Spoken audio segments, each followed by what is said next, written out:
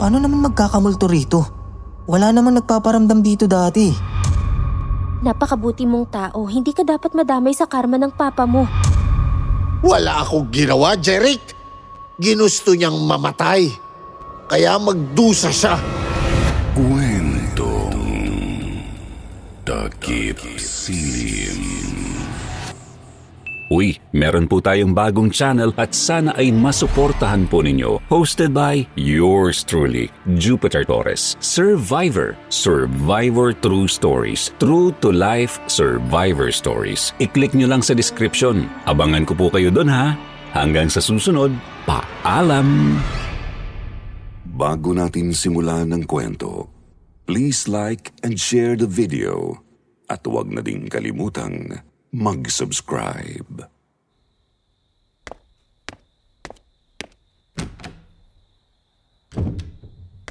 Ba't ang dilim ng bahay? Saan ba mga tao rito? Tsaka, ba't ang init? Para akong nasa pugon. Mama? Manang? Manang Lupe? Manang? Ate Mariela? San po ba kayo? Ate? Wala talagang katao-tao. Anong amoy yun? Ba't parang may nasusunog? Teka, usok? May usok? Nasusunog ang bahay? Saan ba? Doon! Doon galing! Ano ba kasing meron? Ah! Ah! Ah! Panaginip? Anong nangyari sa bahay sa panaginip na yun? Andito pa pala ako sa apartment. Hayop na bangungot yun ah. Bakit may nakabikting babae? May tumatawag. Hello? Sino? Sir Jeric, si mama niyo po nasa ospital. Ano po?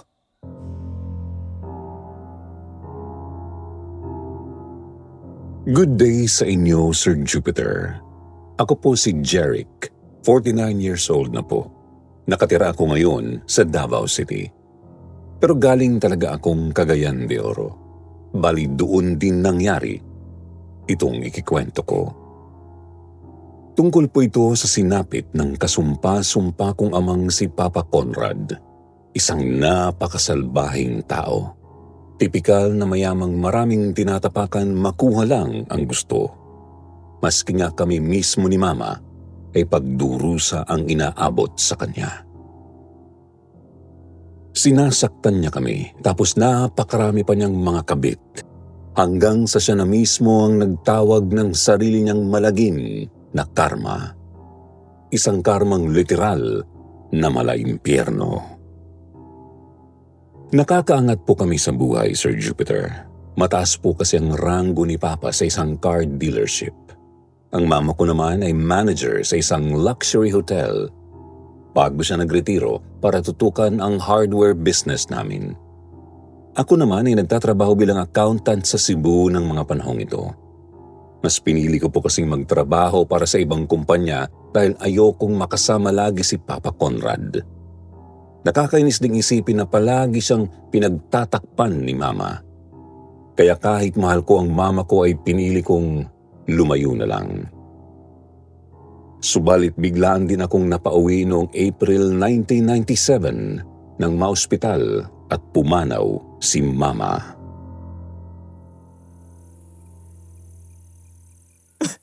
Hindi, Mama. Hindi pwede to. Bakit niyo po ako iniwan, Ma? Ma!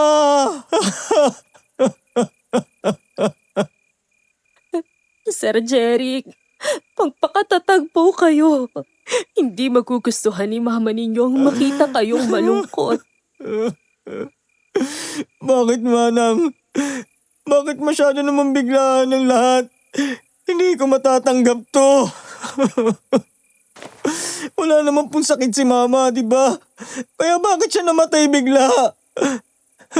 Ayun nga rin ang ipinagtataka ng mga doktor, sir. Malusog naman si mama ninyo. Kahit ako ay nagulat nang matagpuan ko na lang siyang walang buhay sa kanilang kwarto ni papa mo. Medyo mainit ang katawan, nanunuyo ang labi at balat. Tapos noong inotopsi naman siya ng mga doktor, para raw siyang namatay sa heat stroke. Heat stroke? Paano nangyari yun eh? Lagi naman tumatakbo ang aircon sa kwarto nila. Yun nga po mismo, sir. Naka-on naman yung aircon nang matagpuan ko si mama mo. Maya-maya uuwi ako. May tatawagan din ako sa telepono. Gabi na nang makauwi ako, napakatahimik ng bahay. Agad kong napansing medyo mabigat ang pakiramdam sa loob habang naglalakad ako paakyat, papunta sa kwarto ko. Nilapag ko ang travel bag ko sa sahig ng silid at humiga muna ako sa kama.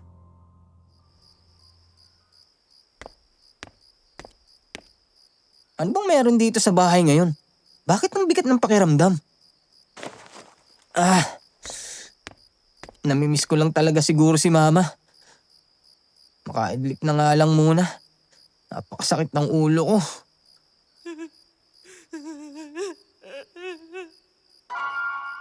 Ano yun? Umiiyak? Sino umiiyak? Sinubukan kong tukuyin ang pinagmumulan ng naririnig kong iyak, Sir Jupiter. Natumbok kong doon yun sa may likod bahay namin, sa may garden. Sumilip ako sa bintana ng kwarto ko pero wala namang tao. Bumaba ako, ngunit hindi ko na marinig ang iyak ng babae pagkalabas ko sa back door. May multo ba rito sa bahay? Mama? Si mama kaya yun? Guni-guni ko lang siguro. Aray, ang sakit talaga ng ulo ko. Teka, ano yun? Natigilan ako nang may makita akong kulay puti sa pinagtatamnan ng mga rosas, Sir Jupiter. Naroroon yun nakalapag sa mismong lupa. Isang bracelet na ang beads ay mga puting synthetic crystals tapos may maliit na palawit. Letter A na gawa sa silver. Kay Ate Mariela to ah. Paano kaya to nakarating dito? Tsaka pagkakaalam ko, 5 buwan nang mula nung lumaya siya rito sa bahay. Sayang, di ko na siya naabutan. Itago ko na lang siguro to. Binitbit ko ang bracelet at pumasok sa back door. Aakyat na sana ako pabalik sa kwarto ko nang may marinig akong nagbukas sarang pinto.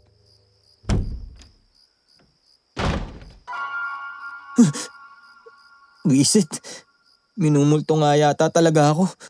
Doon, sa may basement. Dali-dali akong bumaba papuntang basement, Sir Jupiter. Pagkarating ko roon ay napakadilim ng paligid. Binuhay ko ang ilaw ng basement. Nakita ko ang 2 pinto ng mga kwarto ng mga kasambahay. Sa kaliwa ay kwarto ni Manang Lupe. Ang sa kanan naman ay dating silid ni Ate Mariela. Sinubukan kong buksan ang kay Manang Lupe, ngunit nakalak ito. Binaling ko ang pansin sa kabilang pinto. Hinawakan ko ang doorknob. Ba't medyo mainit ang seradura? Akala mo binuhusan ng maligamgam na tubig eh. Wala namang tao rito sa bahay kanina pa. Ayaw ding mabuksan. May tao ba dyan sa loob? Manang! Nandito ka ba? Manang! Ay, naman. Paano naman makakarating si Manang dito nasa punerarya yun? Napasinghap na lang ako, Sir Jupiter. Pinahid ko ng palad ang namamawis ko ng noo. Doon ko na po napansing medyo maalinsangan sa basement. Hindi yung tipo ng init ng karaniwang kwartong kulob, kundi tipo ng init na parang may kung anong heat source. Biglang kumabog ang dibdib ko. Napalunok ako ng laway. Umakyat ako papuntang first floor. Pakiramdam ko talaga may kasama ako rito sa bahay. Mukhang hindi ako dapat magtagal dito. Tawagan ko na lang si Papa, tapos balik na ako sa punerarya. Kainis naman, oh. Kailan pa ako naging matatakutin?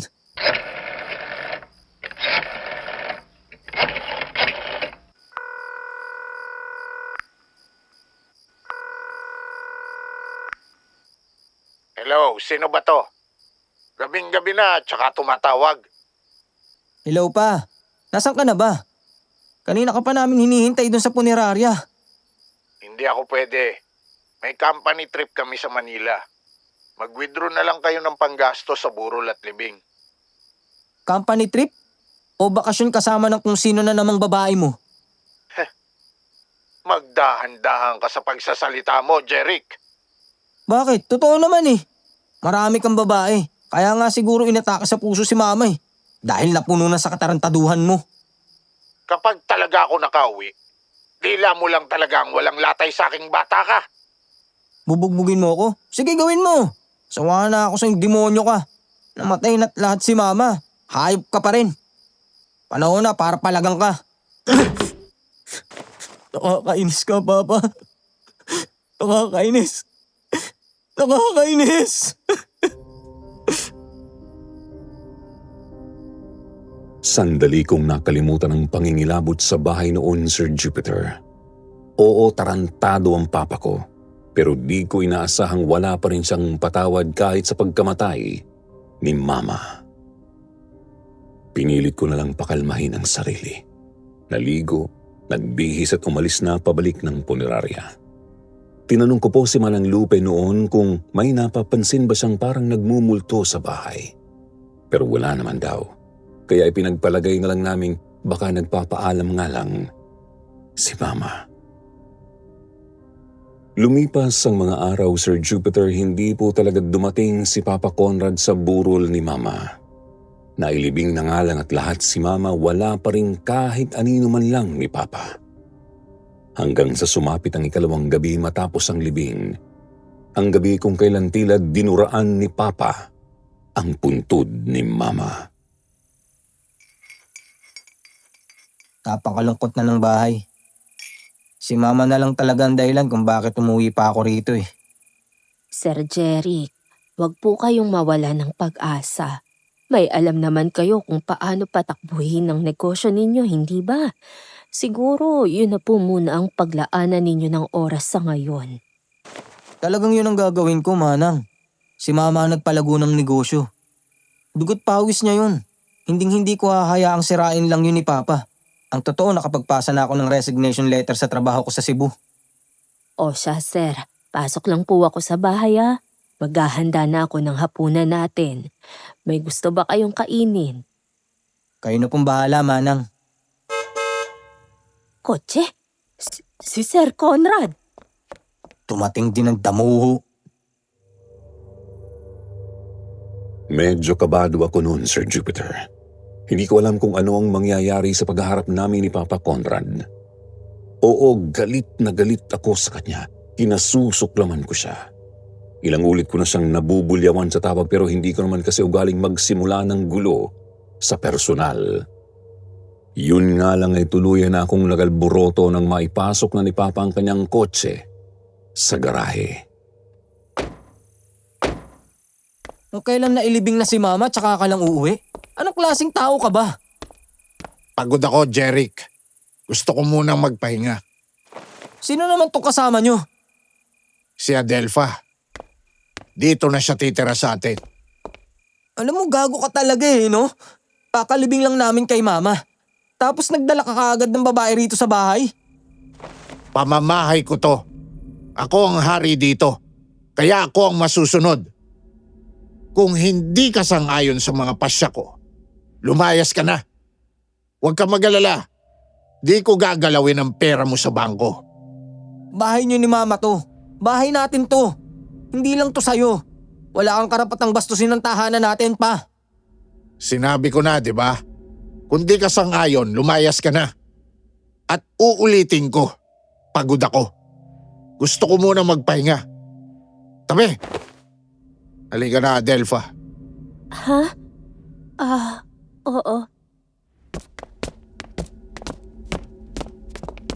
Talagang nagpuyos ako sa galit noon, Sir Jupiter. Ayun nga at kalilibing pa lang namin kay Mama tapos nagdala na agad ng kapalit si Papa.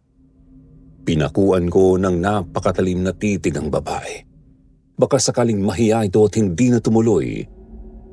Pero yumuko lang ito. Ramdam ko nga lang na nalulusaw na ito sa hiya. Kaya dinadasal ko noon na sana magkusa na itong mawala sa buhay namin. Sir, heto na po ang kape nyo. Salamat, Manang.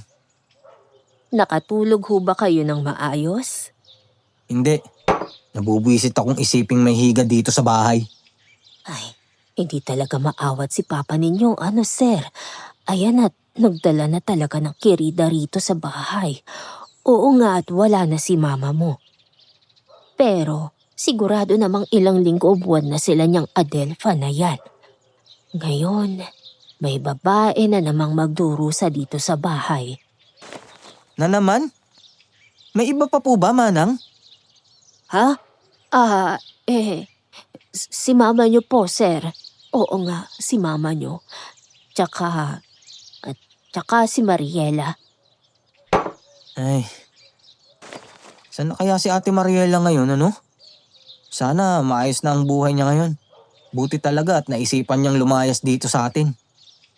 Wala na po akong balita doon sa dating kasabahay pero sana nga nasa maayos na siyang kalagayan ngayon. Magandang umaga po. Anong kailangan?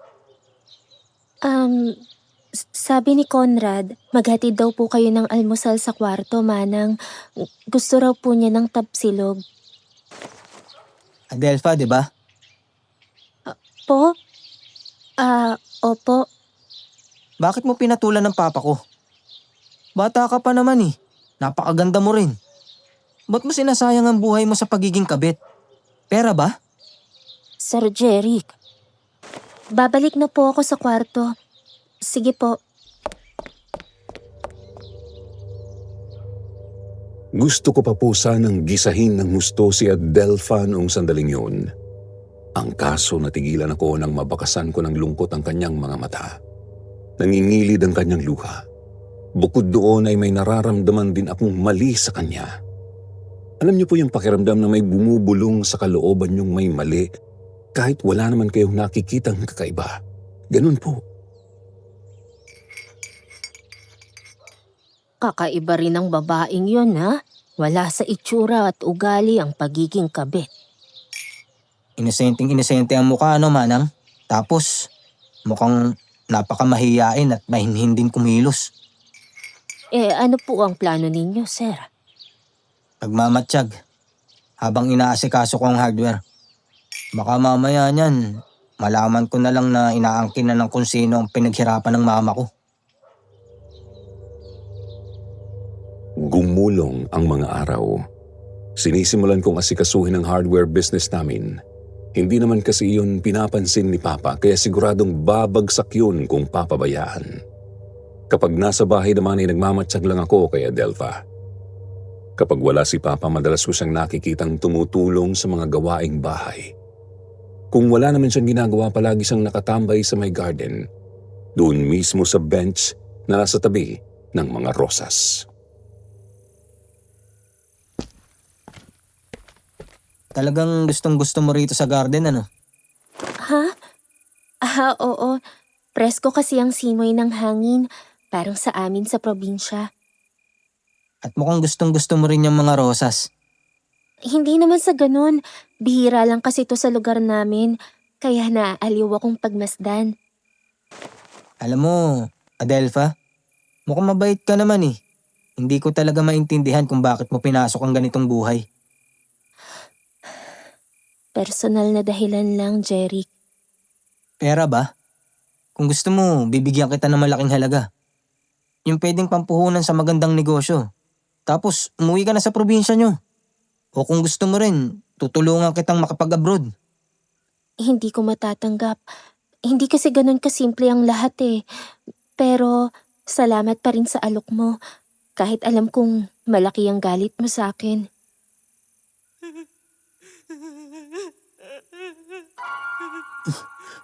Yung iyak, andyan na naman. Iyak? Anong iyak? Hindi mo ba naririnig? Yung umiiyak na babae. Ang lakas pa nga eh. Umiiyak? Babae? Wala naman ah. Nagpalinga-linga ako, Sir Jupiter. Wala akong makitang pwedeng pinagmumulan ng naririnig kong iyak. Hindi rin naman kasi pwedeng galing yun sa kapitbahay. Napakatataas naman kasi ng mga bakod namin. Kung may umiyak man sa kabilang dako, hindi na yun dapat ganun kalinaw. Ang naririnig ko po kasi ay sobrang linaw po talaga. Tipong nasa harap ko lang ang pumapalahaw.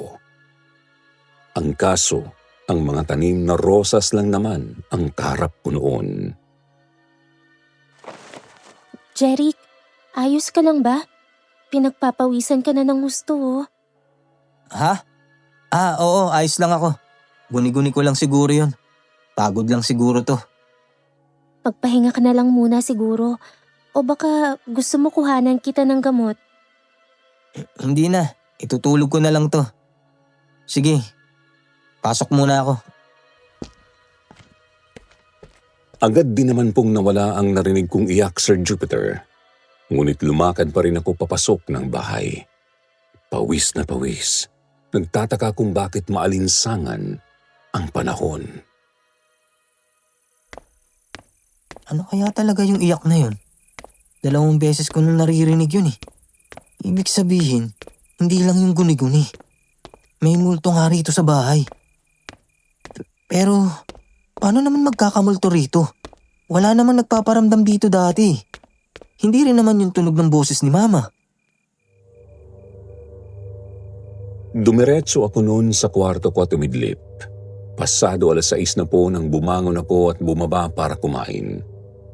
Tutuloy na po sana ako sa kusina nang mapadaan ako sa hagdan papuntang basement. Noon din po ay nakaramdam na naman ako ng kakaiba, Sir Jupiter. Parehong-pareho sa kilabot noong nakaraang binaba ko ang basement. Napalunok ako ng laway. Ramdam na ramdam kong may kung sino roon. Dahan-dahan at tahimik akong bumaba hanggang sa nakita kong may nakatayo sa harap ng dating kwarto ni Ate Mariela. Adelpha, anong ginagawa mo dyan? Jeric? Nagwawalis lang. Bakit nakatitig ka dyan sa pinto ni Ate Mariela? Mariela? Si Ate Mariela, yun yung kasambahay namin na naglayas daw. Sabi ni Mama at Manang. Naglayas? Dahil sa kahayupan ni Papa. Sir Jupiter, agad kong nabanaag sa sandaling tumalim ang mga mata ni Adelpha sa narinig. Ngunit muli rin naman itong lumambot. Pansin kong nangingilid din ng kanyang luha. Napansin ko rin po noong medyo uminit na naman ng bahagya ang pakiramdam ko. Salbahing tao si Papa. Ewan ba't di mo pa rin yung nakikita. Ay, sana lang talaga di mo danasin ang pagkatarantado nun. Saan na yung si Ate Mariela ngayon? Hindi na namin alam. Basta huling uwi ko nung nakaraang taon, nandito pa yun eh. Tapos pagbalik ko nitong burol ni Mama, wala na siya. Sayang lang di ko lang siya naabutan. Baka tinulungan ko pa siyang makalayas ng maayos. Alam mo na, para makasiguradong ligtas siyang makakauwi. Mabait naman din kasi yun. Mahiyain at tahimik din tulad mo. Pagkatapos kong mapadaldal ng konti ay niyaya ko na siyang maghapunan. Respeto lang ba kahit hindi ko pa rin gustong nasa bahay siya? Pero tumanggi siya. Hihintayin daw muna niya si Papa. Kaya naman nauna na lang ako sa kusina. Naroroon si Manang Lupe at saktong katatapos lang niyang magluto. Kaya naman naupo na ako para maghapunan. Si Adelpha naman ay umakyat na papunta sa kwarto nila ni Papa. Manang Lupe, yung kwarto po ni Ate Mariela, natingnan niyo paglayas niya? Oo, syempre. Natignan ko. Wala na nga roon ang mga gamit niya. Bakit mo biglang nabanggit, Sir Jeric? Nakita ko kasi si Adelpha na nakatayo roon sa harap ng kwarto ni Ate Mariela. Nagwawalis lang daw. Naisip ko lang, baka may natira pang gamit ng dating kasambahay doon. Baka may naiwang sulat o ano, tapos tinago nyo lang. Ano bang problema ng babaeng yun? At ba masyado siyang bumibida rito sa bahay?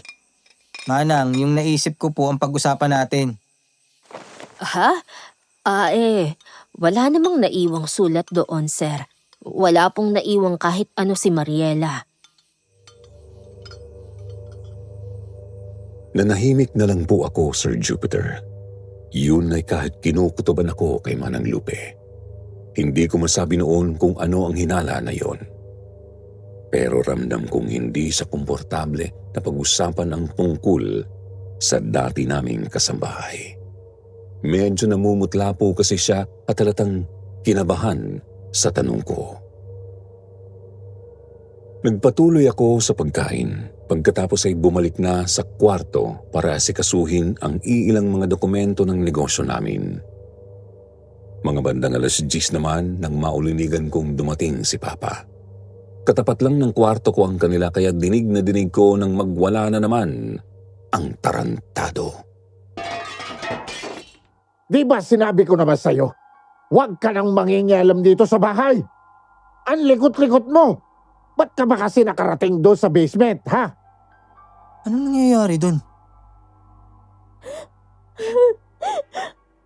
Wala ka namang sinabing ganun eh. Naglilinis lang naman ako, Conrad. Ano bang masama doon?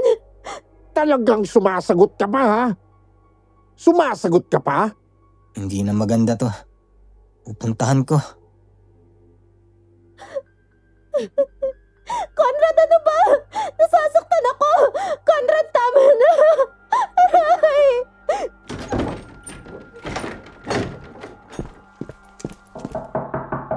Ano na namang ginagawa mo diyang halimaw ka? Nambubugbog ka na naman ng babae? Ano naman ang pakialam mo? Pamamahay ko to. Karapatan kong parusahan ng mga pakialamerong tao dito. Ano bang nangingialam? Naglilinis lang naman yan kanina. At dinidepesahan mo na tong babaeng to ngayon? Akala ko ba ayaw mo dito? Huwag mo sabihin gusto mo na rin matikman tong probinsyanang to. Ayaw ko sa mga pinagagawa mo kasi siraulo ka. Aray ko! Hayop kang bata ka! Hindi ko na po pinigilan ang sarili ko noon, Sir Jupiter. Pinalagan ko na si Papa Conrad. Siguro nga ang dahilan noong sandaling yun ay dahil dinidepensahan ko ang kabit niya. Pero palusot lang yun eh. Naghahanap na lang talaga ako ng dahilan. Matagal ko na kasi talagang gustong bugbugin ang ama ko. Ano ba? Magsitigil na kayo! Conrad, anak mo yan! Huwag mong patulan si Jeric! Itong gagong to ang unang nanapak eh.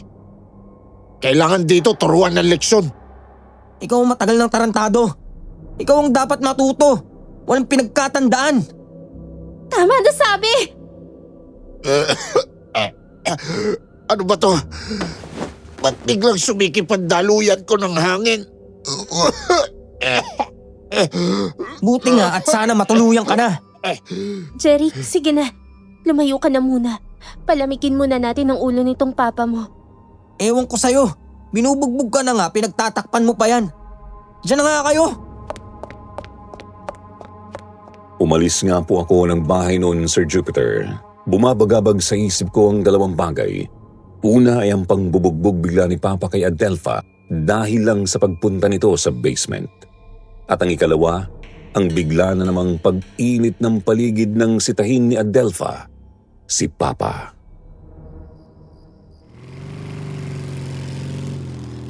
Ano nga kaya talagang meron sa bahay? May kasama talaga kaming multo eh. Tapos bigla-bigla pang umiinit ang pakiramdam ko. Sinong maligno kaya talaga ang nasa bahay at anong pakay niya sa amin? Dumiretso ako sa isang bar para magpalipas ng oras. Mga bandang 1:00 na nang umuwi ako. Hindi naman po ako naglasing dahil magmamaneho pa ako. Nang maigarahe ko ng motorsiklo ay papasok na sana ako sa bahay. Subalit, natigilan ako nang may naulinigan na naman ako at sa pagkakataong yun ay hindi na lang isa ang naririnig ko. Sila na naman. May mga buses. Dalawa na sila. Hindi na talaga tama to. Doon. Doon sa likod ng bahay galing ang mga boses. Kailangan kong malaman kung sino ba talaga yung multong yan. Ayun. May babae sa mga rosas. Sir Jupiter, kitang-kita kong may babaeng nakatayo sa may mga rosas doon sa garden. Nakatalikod yun, bagamat pareho ang tindig at hubog ng katawan kay Adelpha. Natatanglawan siya ng mga ilaw sa bakuran. Pinagpapawisan na po ako ng gusto noon dahil napakainit na po talaga ng paligid. Akala mo ay magtatanghali na kahit alauna pa lang ng madaling araw. Jeric? Adelpha, bakit ka nang gugulat? Ha? Pasensya na kung nagulat kita. Kararating mo lang? Saan yung babaeng yun? Jeric, sinong hinahanap mo dyan? Ha? Wala. Parang may nakita lang kasi ako kanina dun sa may mga rosas. Tapos bigla na lang nawala nung ginulat mo ko. Huwag ka namang manakot ng ganyan. Sir Jupiter, bigla na lang po talagang nawala ang babaeng naroroon sa may mga rosas. Maski ang paligid ay hindi na rin mainit. Doon ay nakumpirma kong may multo nga talaga sa bahay namin. Ang kailangan ko na lang gawin ay alamin kung sino yon. Oo nga pala, Adelpha. Tungkol kanina, Huwag na lang nating pag-usapan. ba't ba natitiis mo si Papa? Sinasaktan ka na nga eh. Binubugbog ka na. Bakit ayaw mo pa rin umalis? Hindi pa kasi pwede eh. May kailangan pa akong gawin dito. Gagawin? Mas mahalaga ba yung kaysa sa kaligtasan mo? Mas mahalaga pa sa buhay ko. Ha? Eh ikaw ba? Ba't tinitiis mo pa rin si Papa mo? Mas makabubuti kung umalis ka na rin, Jeric. Tumira ka sa ibang lugar, kung saan mapapayapa ang buhay at ang isip mo. Napakabuti mong tao, hindi ka dapat madamay sa karma ng Papa mo. Karma ni Papa? Ano bang sinasabi mo? Sige na, Jeric. Matutulog na ako. Doon ka matutulog sa kwarto niyo ni Papa? Sa sala lang ako. O baka dito na lang sa hardin. Diyan sa may bench. Sigurado ka? Baka malamigan ka niyan. Laking bukid ako. Sanay na ako sa lamig. Pero salamat pa rin sa pag-aalala. Siya, sabi mo eh. Sige na, papasok na ako. Nagtataka akong naglakad papuntang kwarto noon, Sir Jupiter. Gumugulo sa isip ko ang sinasabi niyang karma ni Papa. Bakit kailangan kong umalis? Para di ako madamay? Napabuntong hininga ako bago ko binuksan ang pinto ng silid ko. Pumasok ako at agad na natulog. At nagising na lamang ako nang magwala na naman si Papa. Buwisit na Adelphang yan. Ano bang nakain nun at bigla na lang umalis? Kakainis naman oh. Aga-aga nagwawala ang damo. Ano bang problema nun? Sir, magunos dili ho kayo! Manang, ano nangyayari rito? Sir Jeric, si Adelpha po kasi ay nawawala. Ano? Si Adelpha nawawala? Ayan na. Si Conrad iniwan ng babae kasi si Raulo. Nakakahiya yun, grabe. Tigil-tigilan mo na akong bata ka, ha? Baka gusto mong bugbugin kita ulit. Ano? Sa akin mo ibabaling ang sama ng loob mo? Awang nila lang. Kung lumayas na yung babaeng yun, di papalitan. Buwisit.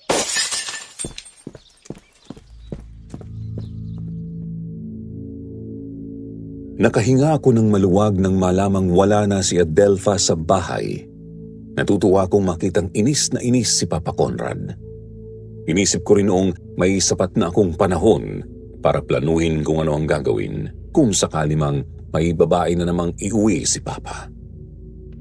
Ang hindi ko alam, Sir Jupiter, matinding hilakbot na pala ang susunod na mangyayari noong araw ring yun. Sir Jeric, si Papa niyo na aksidente. Tumawag siya sa akin galing sa ospital. Ano po? Paano ang aksidente? Dali-dali kaming pumunta ng ospital ni Manang Lupe. Doon ay nalaman naming wala naman palang malalang injury si Papa. Subalit, May babae. May babae sa kotse ko. Papatayin niya ako. Manang Lupe! Papatayin niya ako! Sir, ano ho bang babae ang sinasabi niyo? Ayaw mo pa nun? May babae sa kotse mo? Papatayin niya ako. Gusto niya akong patayin. Mainit. Napakainit. Nakakapaso sa loob ng kotse. Masyadong mainit. Mainit? Diyos ko! Pati kayo, Sir Conrad! Alam niyo po ang tungkol sa kakaibang init sa bahay, Manang? Ha?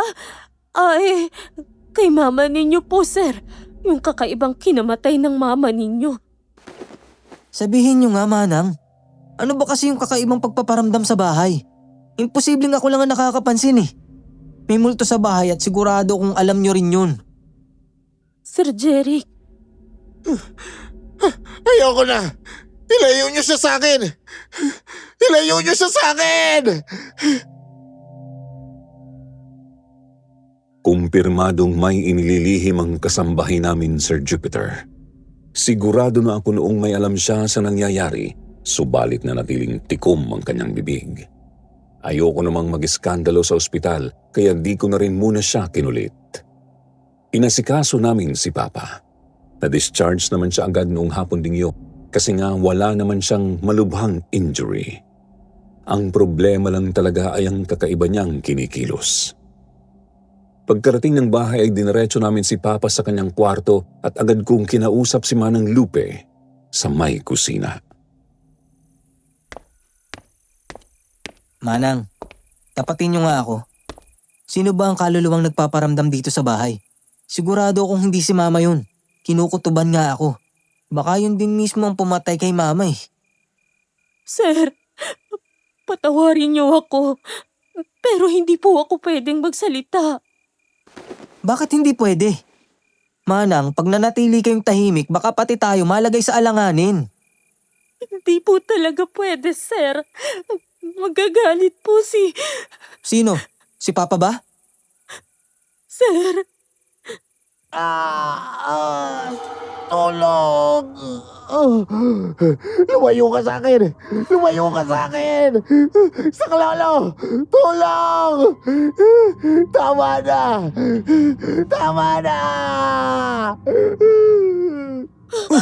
Ano nangyari dun? Agad kaming napatakbo ni Manang Lupe paakyat sa kwarto ni Papa. Pagbukas pa lang namin sa pinto ay agad nang sumalubong sa amin ang napakainit na hangin. Pakiramdam na parang may pugon sa harap namin. Sumabay din doon ang manipis na usok ngunit napakasakit sa ilong. Tama na! Tama na! Napakainit! Ayoko na! Punyeta, ano nangyari rito? hindi. Andyan na naman siya. At mukhang mas matindi ang sasapitin ni Sir Conrad. Manang, si Papa, tingnan nyo. Sir Jupiter, kitang-kita kong namula ng husto ang balat ni Papa. Sa may pisngi, leeg, braso, binti at iba pang bahagi ng katawan. Ilang sandali pa ay may tumubo ng mga bukol mula roon, bukol na katulad sa tumutubo mula sa pagkakapaso. Tuloy-tuloy sa pagsusumigaw si Papa. Nagdadalawang isip kami ni Manang na pumasok sa kwarto at baka madamay kami sa nagngangalit na init. Tigilan mo na ako! Tama na! Hindi ko na kaya! Tama na! Manang, anong gagawin natin? Sir, hindi lang simpleng kaluluwa itong nanggugulo sa atin. Kailangan na natin ng tulong. Ang problema ay hindi ko alam kung saan maghahanap ng saklolo. Alis ako.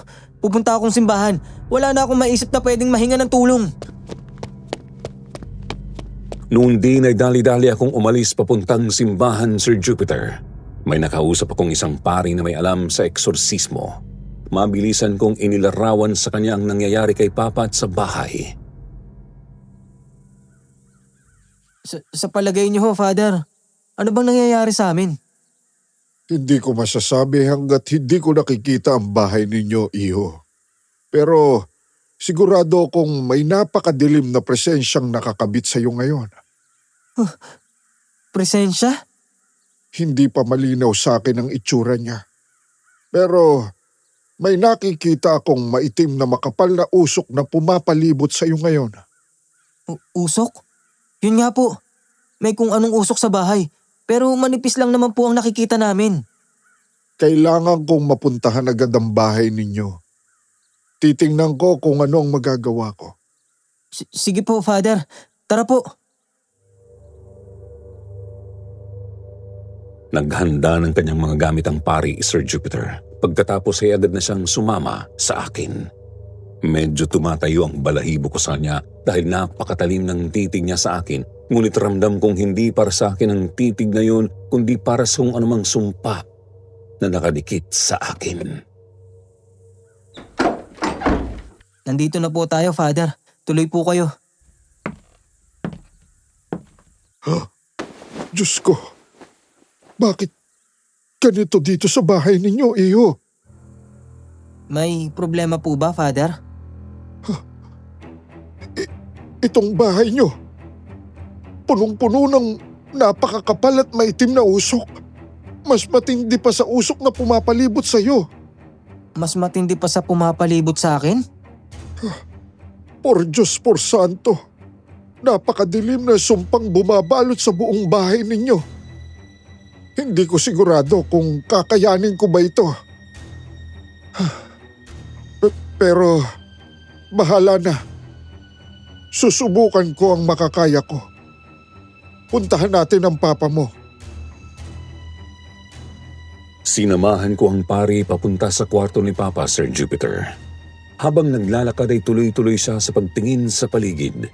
Kitang-kita ko sa kanyang mukha ang matinding pagkabahala. Sinlubong naman kami ni Manang Lupe na nakatayo pa rin sa labas ng kwarto. Sigaw pa rin ng sigaw si Papa Conrad ni hindi sa sumasagot kapag kinakausap. Kaya niyo po ba ang init, Father? Kaya ko pa naman, iho. Papasok na ako sa loob. Diyan lang kayo sa may pinto. Mag-ingat ho kayo. Huwag niyo pong pilitin kapag alanganin na talaga, Father. Maiintindihan po namin. Pumasok ang pari sa kwarto ni Papa. Maya't maya niyang pinapahiran ng panyong na mamawis ang lieg at mukha. Halata ko ring kinakabahan siya ng gusto. Naiintindihan ko naman po yun, ngunit hindi ko maiwasang mangamba para sa kanyang kaligtasan. Kinuha niya ang isang rosaryo, bote ng holy water at Biblia sa kanyang bag. Pagkatapos ay nagsimula na siyang manalangin. Kakayanin kaya talaga ni Father to, Manang? Manalig na lang tayo, sir. Magdasal din tayo ng atin. Nagsimula ang pare sa pagbibindisyon ng kwarto ni Papa Conrad. Kitang-kita ko kung paanong nahahawi ang manipis na usok kapag natatamaan ng holy water. Pero bumabalik din ito agad. Pagkatapos ay sinuot ng pari sa leeg ni Papa ang rosaryo. Makapangyarihang Diyos, sa iyong awa at kabutihan, lingapin mo ang iyong lingkod na humihiling ng kaligtasan mula sa kapangyarihan ng masama.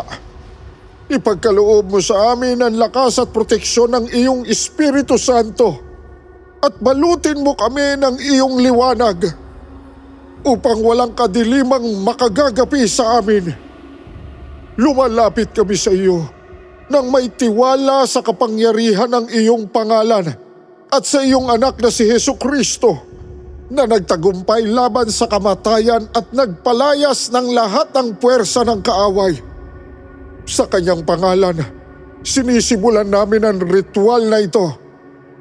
Humihingi kami ng tulong mula sa mahal na Birheng Maria, kay San Miguel Arcangel, at sa lahat ng iyong mga santo. Naway ipadama mo sa amin ang iyong presensya at ipakita mo ang iyong kapangyarihan. Hinihiling namin ito sa pamamagitan ni Kristo na aming Panginoon. Amen.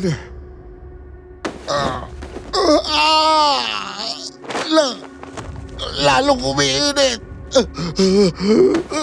Tama na. Tigilan niyo na ako. Sa ngalan ng Panginoon, tinatawagan ko ang makapangyarihang Arkanghel San Miguel. Tulungan mo kaming gapiin ang demonyong nagpapahirap ngayon kay...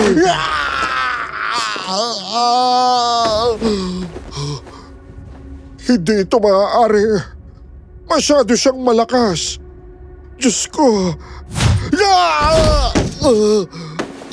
Aray ko. Father, ayos lang po ba kayo? Father! Padre, anong nangyari? Ba't bigla na lang kayong tumilapon? Kitang-kita ko mula sa bukas na pinto ang nangyari. Bigla na lang napigtas ang rosaryong nasa leeg ni Papa. Kumalat ang mga butil nito sa kung saan-saan. Kasabay noon ay mas lalong uminit ang kwarto pagkatapos ay bigla na lang tumilapon ang pari papunta sa dingding. Paglapit namin ni Manang Lupe ay agad ko ring napansing namumula na ang balat ni Father. Ang kanyang kaliwang pisngi nga po ay may isang medyo maliit na lapnos. Napatingin din ako sa sahig. Katabi ng pari ay naroroon ang krusipeo ng rosaryo. Nang itim ito na animoy naging uling. Father! Father! Nangihina na siya, Sir Jeric. Kailangan natin siyang maidala sa ospital. Hindi. Masyadong malakas ang madilim na kapangyarihang bumabalot sa papa mo at sa bahay niyo, iho. Hindi ko ito kaya. Huwag na ho kayo magsalita. Dadalhin ko kayo sa ligtas na lugar. Ang papa mo, kinuha na siya ng impyerno. Impyerno?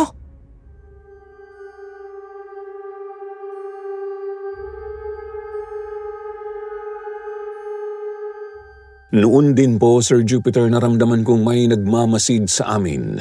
Napakatalim ng titig nito mula sa kung saan. Nagpalinga-linga ako. Puro manipis na usok lang ang natatanaw ko sa kwarto. Natauhan lang ako nang muli na namang dumaing si Papa.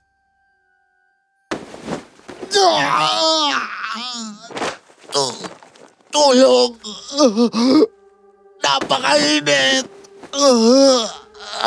Saklolo! Manang Lupe, kayo po munang bahala rito. Dadalhin ko lang sa ospital si Father. Agad ko pong isinugod sa pinakamalapit na ospital ang pari, Sir Jupiter. Pagdating doon ay agad naman po siyang inasikaso ng doktor. Ang nakita nilang sintomas ay mukhang na-expose sa matinding init ang matandang pari. Iho, hindi kayo ligtas sa bahay niyo. Iwan niyo na ang lugar na yon. Di ko nga lang alam kung lulubayan ba kayo na sumpa kapag umalis na kayo. Father, magpahinga na po muna kayo. Huwag niyo na po muna kami masyadong isipin. Sa bulsa ng pantalong ko. Tingnan mo, Po? dyan sa kanan. May napulot ako kanina sa kwarto. Teka pa ha. Ano ho ba? Paano po napunta sa inyo to? Sir Jupiter, gulat na gulat ako nang makuha sa bulsa ng pari ang puting bracelet ni Ate Mariela. Yun po yung bracelet na puti at may letter A na pendant. Sabi niya ay nakuha raw niya iyon sa may ulunan ni Papa Conrad. Paano naman ka kung mapupunta yun doon gayong nandoon naman dapat iyon sa kwarto ko? May madilim na presensyang nagbubula sa pulseras na yan. Pareho sa pakiramdam ko sa bahay niyo. Kung ganun, si Ate Mariela? Siya ang nagkabit ng sumpa sa amin? Hindi ko masabi, iho. Pero ramdam kong pinakamalakas ang sumpa mula roon sa may basement. Pati na sa likod bahay niyo. Basement? Sa kwarto ng mga kasambahay? Hinintay ko lang po na dumating ang isang tagasimbahan na magbabantay sa matandang pari. Inabutan ko sila ng panggasto sa ospital, pagkatapos ay dali-dali na akong bumiyahe pa uwi. Pagkarating ko, kumalat na hanggang sala ang manipis na usok. Nasa isip ko noon, siguro mas makapal pa talaga ang totoo nung anyo, gaya ng nakita ng pari. Nakiramdam ako. Totoo ngang masyado yung nakakasulasok, napakasakit sa ilong. Mas matindi pa ang epekto kung ikukumpara sa itsura nitong manipis.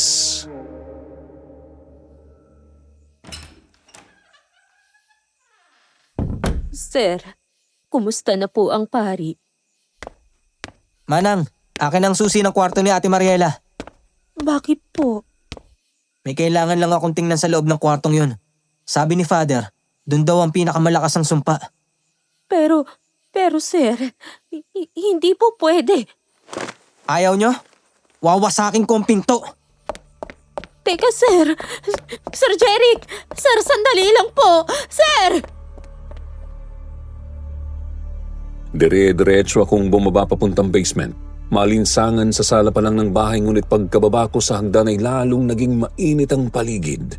Doon ay manipis na usok pa rin ang nakikita ko. Pero ramdam na ramdam ko na ang makapal na presensya ng paligid. Pakiramdam ko ay sinasakluban ako ng sako. Napapaubo na rin ako dahil masakit talaga sa lalamunan ang usok. Napakainit na rito. Mukhang tama nga si Father. Sir, teka lang po. Huwag niyo pong bubuksan yan, sir. Ano ba kasing tinatago nyo rito ni Papa, Manang? Bakit ba masyado niyong nililihim tong kwarto ni Ate Mariela? Sir, nakikiusap po ako, sir. Huwag niyo pong bubuksan yan. Kung wala kayong mabibigay na matinong paliwanag, sisirain ko talaga to. Sir, tumigil na po kayo. Itinuloy ko ang pagsipa sa pinto, Sir Jupiter. Napakalalaki na ng mga butil ng pawis ko. Si Manang Lupe naman ay pili talaga akong pinipigilan at tinihila palayo. Subalit hindi ako nagpaawat. Nagpatuloy ako sa pangangalampag hanggang sa di ko sinasadyang maitulak si Manang. Aray. Sir. Pasensya na po, Manang. Pero kailangan. Kung talagang gawin to. Sa wakas, bumigay ka rin. Sir, huwag po kayong papasok dyan. Adelpha.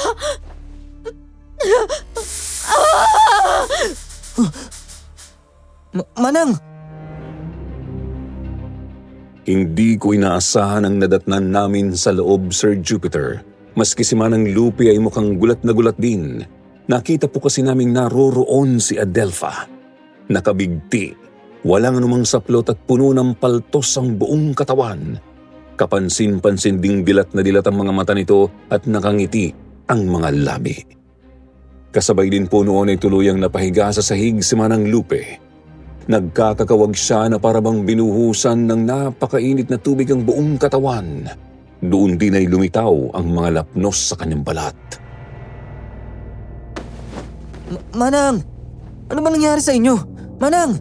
Sagutin niyo ako! Bakit nandito si Adelpha? Hindi ko po alam, sir. Maniwala kayo sa akin. Hindi ko po alam. Paano hindi niyo alam? Kayo yung pumipigil sa akin na pumasok dito. Hindi. Hindi si Adelpha, sir. Ang mga gamit ni Mariela. Ha? Paano naman nandito pa yun? Lumayas na nga si ate, di ba? Patawarin niyo ako, sir. Patawan. Manang! Manang! Manang!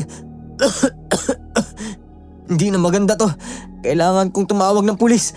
Kailangan kong i-report ng pangyayari kay Adelpha. Taranta po akong umakyat pabalik ng first floor. Hirap na akong huminga. Mahapdi na ang mga mata ko at sumasakit na rin ang ulo ko. Tumakbo ako diretso sa sala at agad na inabot ang telepono. Naman, sagutin niyo na agad tong tawag. Ay, sa wakas. Hello? Sir, magre-report lang po ako ng emergency. May babaeng nagbigti po kasi rito sa amin. Aray! Pa? Ano sa tingin mong ginagawa mo, ha? Sir Jupiter, bumigay na ang kalamnan ko. Tuluyan akong nanginig sa kilabot nang makita si Papa Conrad.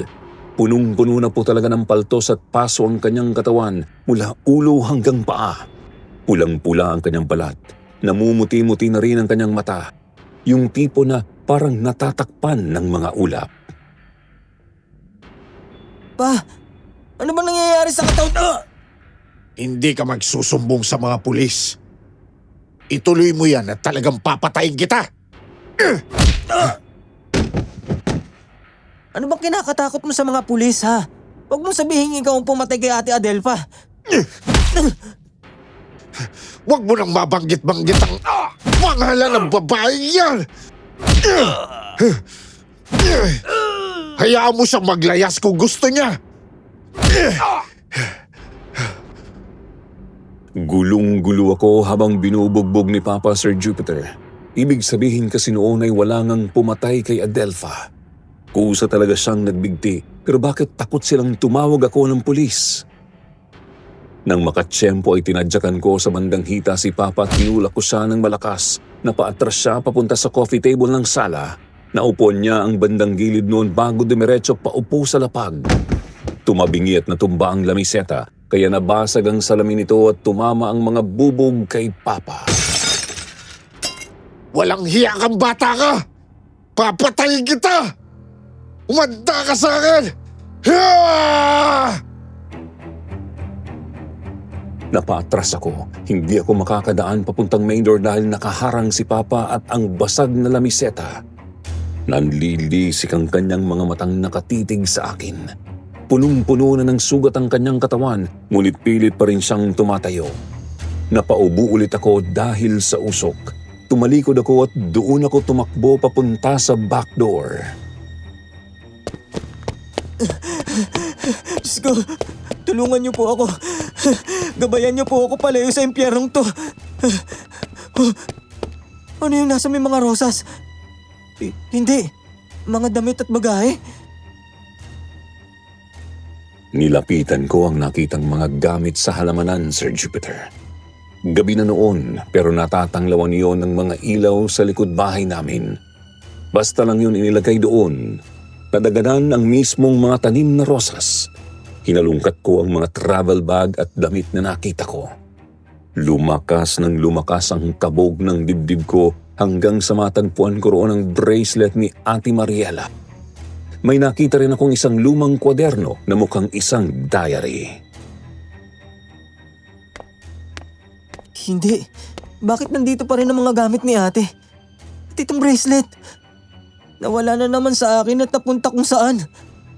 Ate, ano ba kasing gusto mong sabihin sa akin? Bakit nandito pa tong mga gamit mo? Anong... Sinasagat mo talaga ang pasensya ko, ha? Ngayon, humanda ka. Papatayin na talaga kita, Jeric! Pa! Bitawan niyo ako! Pa!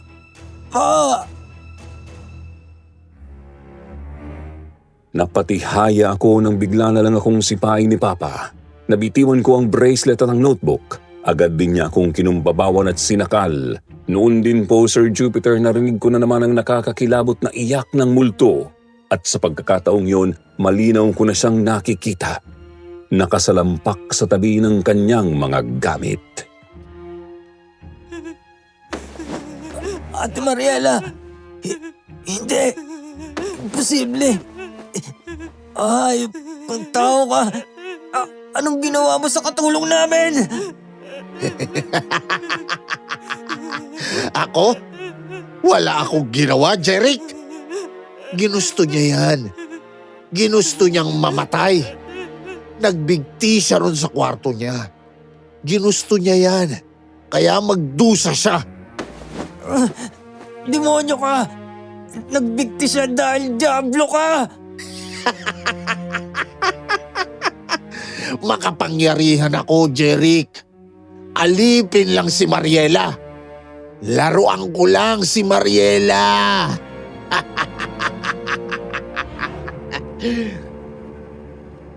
Nanumbalik sa isip ko ang lahat ng mga nasaksihan kong paghihirap ni Ate Mariela sa kamay ni Papa, Sir Jupiter. Ito yung mga panahong nasa third year college pa lang ako at kakapasok pa lang ni Ate Mariela sa bahay. Ginawa siyang alipin ni Papa. Inalila, puro trabaho, walang pahinga, halos wala ring kain. Hindi rin siya binibigyan ng sahod. Ang malala pa rito ay binubugbog din siya ni Papa. Pinipilit magsilbi hanggang sa kama. Hindi ka pa ba kontento sa mga babae mo? Pati ka sa bahay binababoy mo! Ang ingay-ingay mo! Napakabait na tao ni Ate Mariela tapos ginaganyan mo? Kapag di ka pa tumigil sa kalokohan mo, talagang isusuplong na kitang hayop ka. Subukan mo at hindi ako mangingiming balian ng liig yung walang kwenta mong nanay. Hayop ka! Nakakasuka! Bakit ba ako nagkaroon ng demonyong ama tulad mo? Anak lang kita, Jeric. Mas mabuti kung manahimik ka na lang.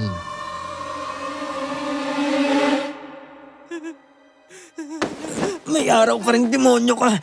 May araw ka rin! Ako? May araw? At ano? Mamamatay din ba ako? Mauuna ka muna sa hukay, bata ka!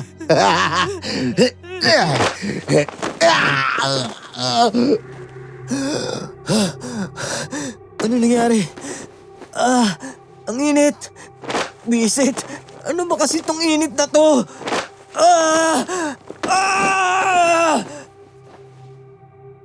Napapikit na lang ako nang makaramdam ng sobrang init, Sir Jupiter. Pakiramdam ko ay wala na akong ibang maramdaman kundi ang init na yon. Tipong para akong isinalang mismo sa nagngangalit na apoy. At nang dumilat ako ay nahintakutan ako nang makita ang sarili sa gitna ng napakalaking apoy.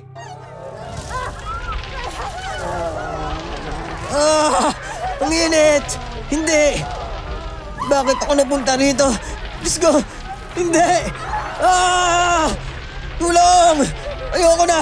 Ayoko na! Tama na! Tama na!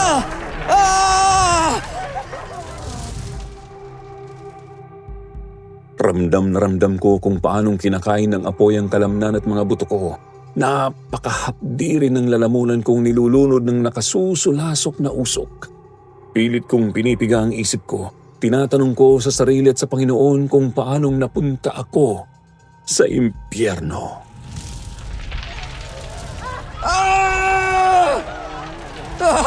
Panginoon! Bakit niyo po ako pinadala rito sa impyerno? Anong kasalanan ko sa inyo? Ano? Panginoon, dingin niyo ako! Sagutin niyo ang tanong ko!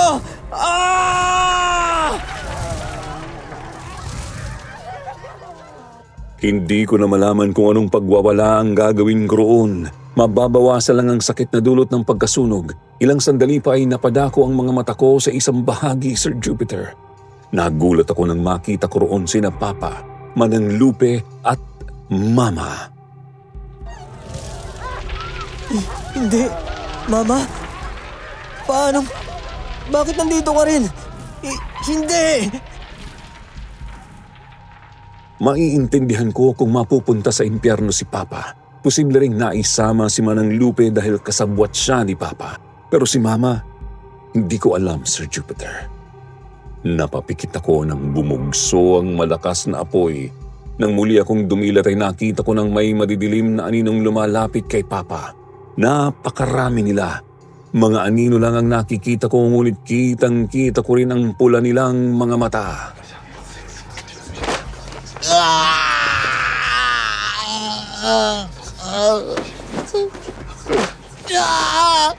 Hindi! Tulungan niyo ako! Tigilan niyo ako! Lumayo kayo sa akin! Tama na! Lumayan niyo na ako! Ano ba?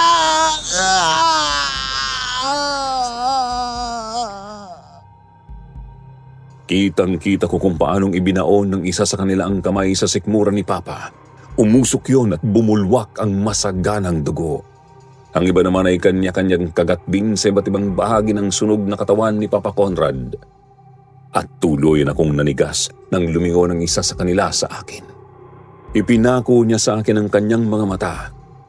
Pamilyar na pamilyar sa akin ang titig na yon, Sir Jupiter. Parehong-pareho sa nararamdaman kong nagmamasid sa bahay. Hindi! Anong gagawin mo sa akin? Huwag! Diyan ka lang! Diyan ka lang! Huwag ka lalapit! Huwag!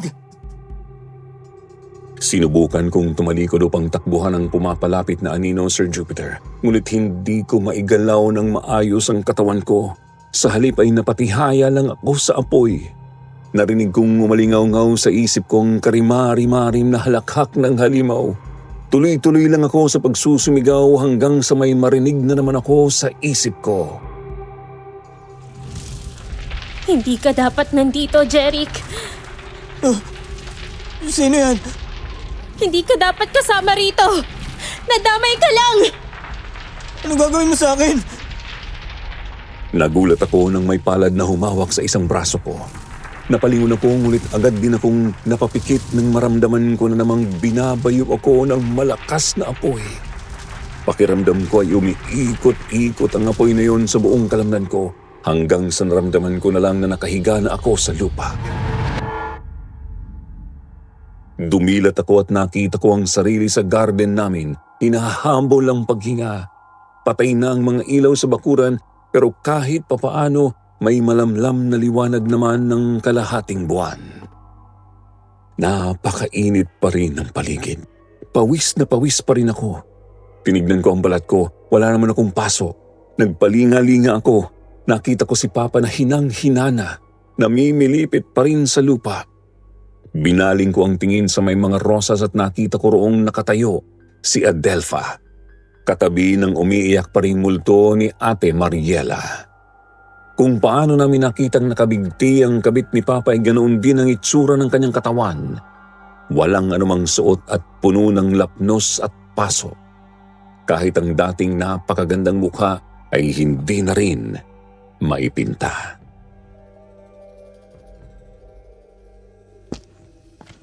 Sino ka ba talaga? Anong kailangan mo sa amin ng pamilya ko? Sinabihan na kita, Jeric. May kailangan akong gawin dito. Mas mahalaga pa sa buhay ko. Kailangan kong makapaghiganti. Kailangan kong iganti ang kapatid ko. Kapatid? Kapatid ba si Ate Mariela? Patawarin mo ako kung nadamay ka, Jeric. Pero hindi ka kasama sa sumpa. Hindi ka dapat madamay sa karma ng papa mo. Kung ayaw mong may madamay, bakit dinamay mo si Mama? Dahil wala siyang ginagawa para pigilan si Conrad. Konsentidorang asawa. Kung sana'y nanindigan lamang siya, sana buhay pa ngayon ang kapatid ko. Pero hindi pa rin tamang idamay mo ng ganito si Mama. Umalis ka na rito, Jeric. Hindi ka na dapat magtagal dito sa bahay na to. Umalis ka na, bago ko pa niya makuha. Lumayo ka! Huwag mong hahayaang tuluyan niyang mahawakan ng kaluluwa mo. Ha? Sinong siya? Umalis ka na! Muli kong naramdamang bumugso ang init, Sir Jupiter. Lalo akong kinilabutan. Napadako ang mga mata ko sa lupa. Nakita ko roon ang notebook ni Ate Mariela. Pinulot ko yon at dali-dali na akong bumalik sa loob ng bahay. Si Manang Lupe. Hindi. Patay na si Manang. Kailangan ko na magmadali. Taranta akong umakyat papunta sa kwarto ko. Mabilisan akong nag-impake. Kinuha ko ang pitaka ko at susi ng motor. Pagkatapos ay muli na akong tumakbo pababa. Painit ng bahay. Pakapal na rin ang pakapal ang usok. Kailangan ko na makalabas dito. Delikado na ako. Dali-dali akong lumabas ng main door. Hindi ko naalintana kung may kumapit mang mga bubog ng lamiseta sa sapatos ko. Agad kong pinuntahan at pinaandar ang motor ko. Lumabas ako ng gate at sinarado ko ulit yun, tsaka pinaharurot ko na palayo ang aking motorsiklo. Sa totoo lang, hindi ko alam kung saan ako pupunta noon. Subalit nakita ko na lang ang sariling tinatahak ang daan pabalik ng ospital. Tumuloy ako at binalikan ko ang pari. Magandang gabi ho, Father. Magandang gabi rin, iho. Mukhang may nangyaring hindi maganda sa'yo. Napakatindi ng nangyari, Father. Napakalagim. Pwede mo bang ikwento sa akin? Opo, pero bago po yun. Father, pasensya na po talaga ha. Wala na po kasi kung ibang alam na pwedeng puntahan. Natatakot din akong lumapit sa ibang pare. Baka kasi sapitin din nila ang dinanas nyo. Ayoko nang madagdagan pa ang mapahamak dahil sa gulo sa bahay. Nauunawaan kita, iho. Father, wag po kayong magugulat ha. Pero palagay ko, dinala ako ng sumpa sa impyerno. Impyerno? Mahirap pong ipaliwanag eh. Basta nakita ko lang po ang sarili ko sa gitna ng malaking apoy. Maski sina Papa, Mama at Manang Lupi ay naroon din.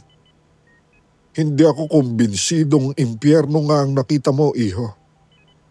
Kapag kasi napunta ka ron, himala na lang ang makapagpapabalik sa'yo o ang Panginoon mismo. Sa palagay ko ay kasama sa madilim na sumpang kumapit sa inyo ang lugar na yon. Pero kailangan mong magpunta na simbahan ngayon din, iho. Siguro nga yun po ang mas dapat kong gawin, Father. Hindi ganun kasimple ang ibig ko sabihin.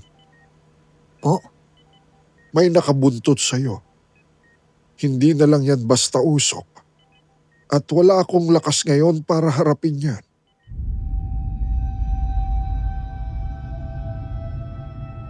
Nanayo ang balahibo ko sa narinig. Napalingon pa ako sa likod ko. Wala akong nakitang sinuman, pero ramdam kong may bahagyang mainit nga mula roon. Sige po, Father. Pupunta na po akong simbahan ngayon.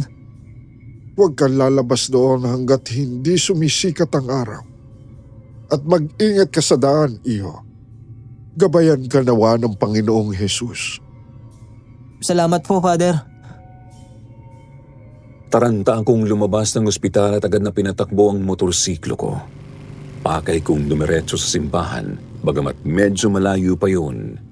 Tuloy-tuloy lang ang takbo ko at hindi naman masyadong mabilis para iwas disgrasya. Hanggang sa napadaan ako sa tahimik na bahagi ng kalsada. Wala na halos ibang sasakyan doon dahil malalim na ang gabi. Steady lang ang pagmamaneho ko. Ngunit napalunok ako ng laway nang maramdamang medyo mainit na hangin ang sumasalubong sa akin. May helmet ako at naka-jacket din pero dama ko yun sa may leeg, mga braso at bandang binti. Mukhang hindi ako hahayaan ng demonyong niyang makarating sa simbahan ha. Diyos ko, sana mali ako. Sana wag na yun. Tulungan niyo akong makarating sa tahanan niyo. Binilisan ko pa ng konti ang pagpapatakbo, subalit nagulat na lamang ako nang biglang bumigat ang bandang likod ng motor ko. Tipo ng bigat na parang may nakasakay roon. Binaliwala ko po iyon, Sir Jupiter. Diretso lang ang tingin ko sa daan, ni ayaw kong tumingin sa mga side mirror. Hanggang sa biglang may bumusina ng malakas mula sa likod ko. Bilang nakasanayan na ng katawan ko ay napatingin ako sa kanang side mirror. Nakita ko roon isang paparating na truck. Nilagpasan ako noon, ngunit nakita ko rin meron yang kung ano sa likod ng motor ko. Isang napakaitim na usok na korteng tao. Diyos ko po. Ayan na siya. Kailangan ko pang bilisan. Kailangan ko nang makarating agad. Hindi mo ako matatakasan. Hindi ka niya maililigtas. Isasama kita. Akin ang kaluluwa mo. Akin ka na. Hindi. Hindi ako tutugon. Hindi ako magkakamaling kausapin ng isang demonyo. Hindi ka maliligtas ng Panginoon mo. Walang kwenta ang Panginoon mo. Walang kwenta ang Diyos mo.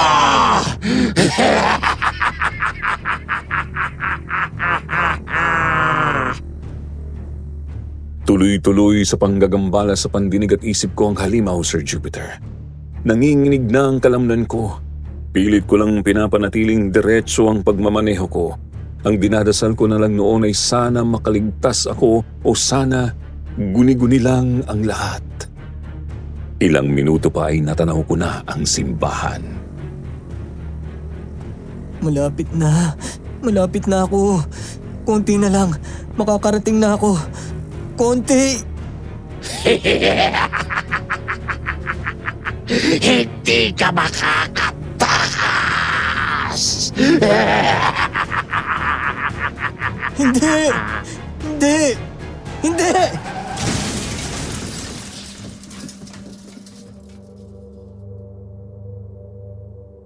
Bigla ko na lang naramdamang may tumama sa harapang gulong ng motor kahit wala naman akong nakitang naroroon sa kalsada.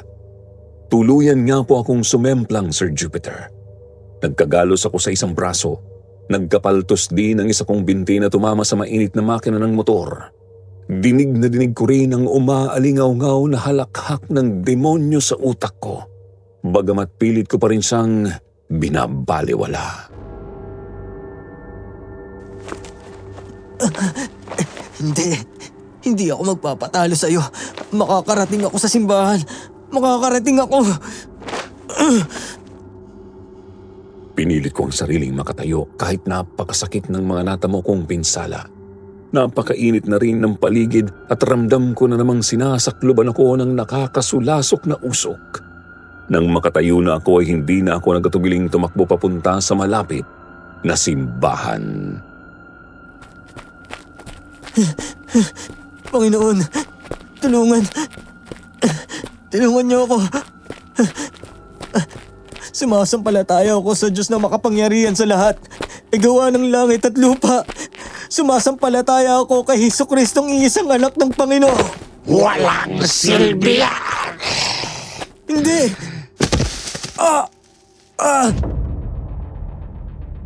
Sa pagtakbo ko ay bigla na lang may humila sa binti kong may paltos. Naramdaman kong uminit ang binti kong yun, tapos ay bigla na lang akong napasubsob sa lupa.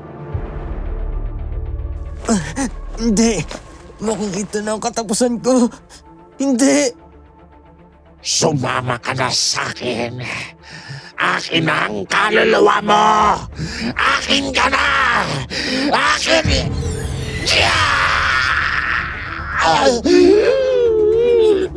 Bakit ka nang gugulo? Itigil mo yan. Lubayan mo ang taong yan! Adelpha? Nakipagkasundo ka sa akin. Bakit mo ako pinipigilan ngayon? Wala na to sa kasunduan natin. Ang sabi ko, ang mga nananakit lang kay ate ang kunin nyo. Wala ka rin sinabing hindi ko isasama ang isang ito. Gusto kong kunin ang isang ito. Manahimik ka na! Nagsimulang mag-usal si Adelpha ng kung anong dasal, Sir Jupiter. Noon din po ay nagsumigaw ang demonyo na parabang nahihirapan at nasasaktan. Lalong uminit ang paligid. Nagtiim ang mga bagang ko dahil hindi ko na kayang nakakangilong mga boses sa utak ko. Ilang saglit pa ay nakita ko na lang na unti-unti nang naglalaho ang usok na hugis tao sa dilim. Hindi! Hindi pa ako tapos. Babalik ako. Babalik ako!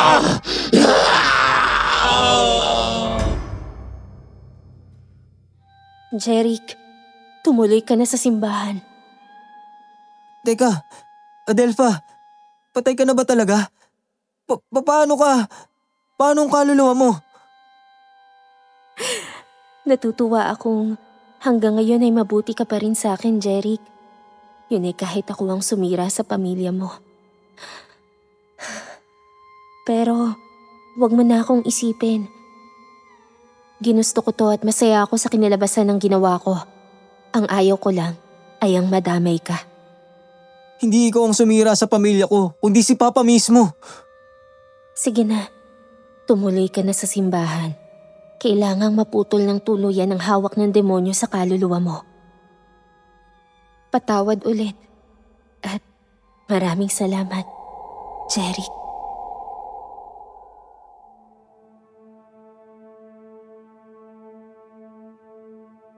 Sinunod ko po ang sinabi ni Adelpha, Sir Jupiter. Tumuloy nga po ako sa simbahan. Ikinuwento ko sa isa pang pari ang lahat. Doon din po ay dinasalan nila ako. Idinaan nila ako sa proseso ng deliverance upang tuluyang mawala ang kapit ng demonyo sa akin. Isinuko ko rin sa kanila ang puting bracelet upang tuluyan ng matahimik ang sumpang nakakapit doon. Nang sumunod na araw naman po ay nabalitaan kong nasunog ang buong bahay namin. Walang natira, maski isa. Naabo ang mismong bahay pati ang lahat ng mga halaman sa bakuran at garden. Hindi ko po ikakaila, Sir Jupiter. Napakahirap sa akin na makamove on mula sa bangungot na yon. Mabuti na lang at tinulungan naman ako ni na Father. Naging aktibo na rin ako sa mga gawain ng simbahan. Kung wala ako sa nabili kong bahay o sa negosyo, ay sa simbahan ko ibinubuhos ang oras ko. Ipinagpatuloy ko po yun hanggang sa noong nagkapamilya na ako. Mag-ingat sa mga nakakasalamuhan natin. Maging mabuti sa lahat ng oras. Hindi lamang para makaiwas sa matinding karma, ngunit dahil mas mabuti nang magpakabuti.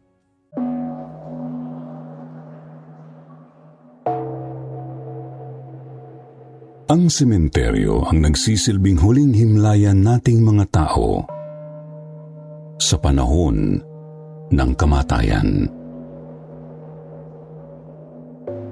Dito pumapahinga ang pisikal na katawan habang pumapayapa sa kabilang buhay ang kaluluwa.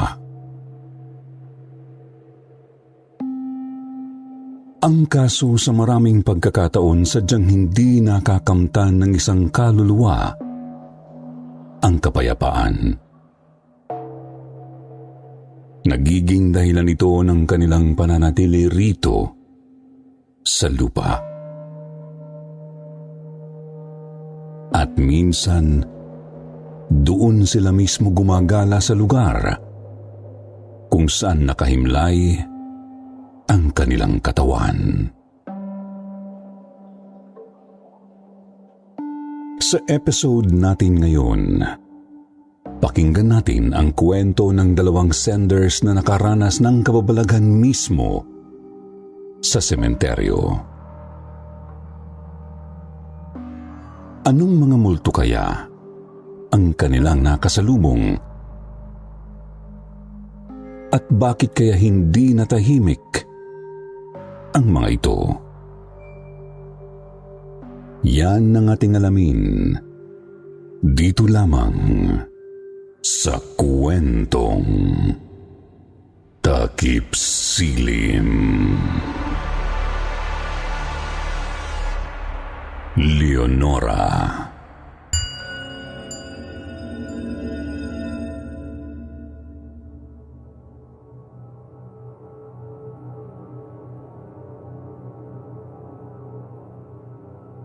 Magandang gabi. Kwentong Takip Silim.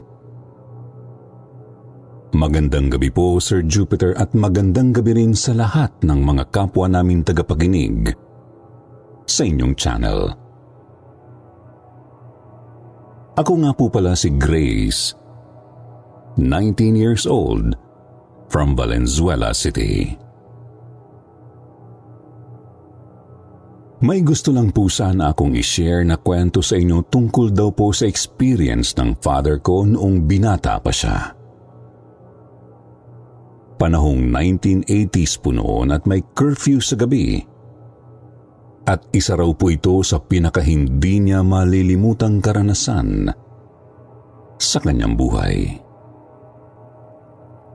Pero bago ko po umpisahan ng kwento ko, gusto ko lang pong ipaalam sa inyo na binago ko ang pangalan ng mga taong involved dito para na rin po sa aming privacy.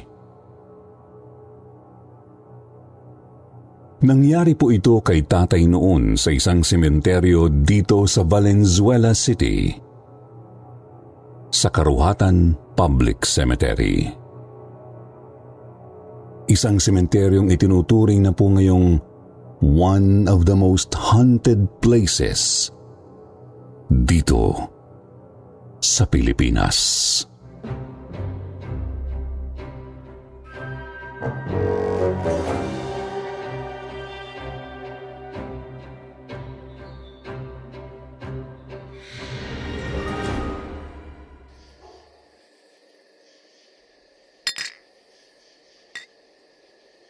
Uy, Gary. Sigurado ka ba sa gagawin natin? Nakabahan ako sa kalokohan mo na to eh. Napakaduwag mo naman, paring Bert. Siyempre, napagod tayo ng paglilinis ng puntod kaya magsaya muna tayo ng konti. Malaki-laki naman ang kinita natin dun kay Aling Constancia eh. Buti at galante naman pala magbayad kahit napakasungit ng matandang yun, no? Kanina pa naman tayo nagpapahinga ah. Loko ka talaga. Kaya pala ayaw mo pang umuwi nang natapos tayo. Balak mo pala akong ayain mag-inom dito. Sus, kumwari ka pa eh. Bakit ayaw mo ba? Eh, syempre gusto. Ang inaalala ko lang naman kasi baka abutan tayo ng curfew. Mamaya niyan, mahuli pa tayo eh. Hindi yan. Safe tayo rito. Wala namang masyadong nagro-ronda rito sa sementeryo. Ano, payag ka na? Eh, wala naman ako magagawa eh. Nandito na rin naman na tayo. Eh, ang tanong, saan ba tayo pupwesto? Doon oh. Doon tayo sa tapat. Doon sa may ibabaw ng malapad na nicho. Mukha namang walang dumadalaw doon. Napakarumi na nga oh, tapos nilulumot pa. Huwag tayo dito sa nilinisan natin. Baka ipaulit pa sa atin ni Aling Constancia ang paglilinis dito sa puntod ng asawa niya. Uy, pasintabi muna tayo. Baka mamaya magalit sa atin yung nakalibing dyan eh. Alam mo ikaw pre, kakabasa mo ng horror comics yan eh. Ang dami mong ebas. O hindi no. Nag-iingat lang ako. Hindi mo ba alam? Marami nagsasabing may mga nagmumulto raw dito sa sementeryong to. Sus, naniniwala ka naman. Alam mo pre, naniniwala talaga ako dun sa kasabihang to see is to believe. Kaya tama na yan, tara na rito, pumwesto ka na't nang makarami tayo ng tagay. Sige na nga, tara na.